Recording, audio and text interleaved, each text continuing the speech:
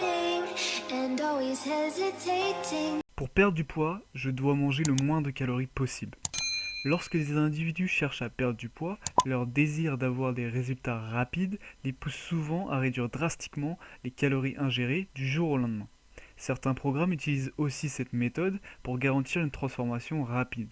Mais est-ce qu'appliquer un grand déficit calorique d'un coup est meilleur pour la perte de poids?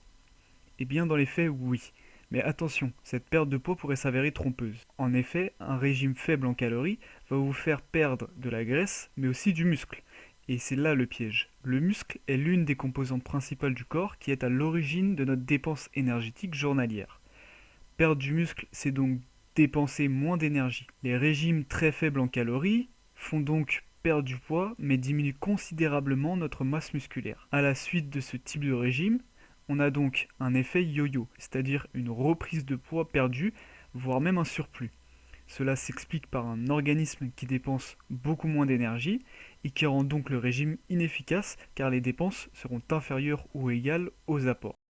Au-delà de la fonte musculaire, une étude a démontré que ce type de régime entraînait aussi une diminution de la densité minérale osseuse et des effets négatifs sur la fonction cérébrale comme les maux de tête. Il apparaît donc qu'adopter un déficit calorique progressif serait une meilleure option. C'est ce qu'a démontré une étude portant sur le comparatif d'un régime faible en calories appliqué de manière brute et un régime faible en calories appliqué de manière progressive. Dans le premier groupe, un déficit calorique de 1000 calories sur 10 semaines a été appliqué dès le début. Pour le second groupe, le déficit calorique a été réparti avec une diminution de 200 calories toutes les 2 semaines.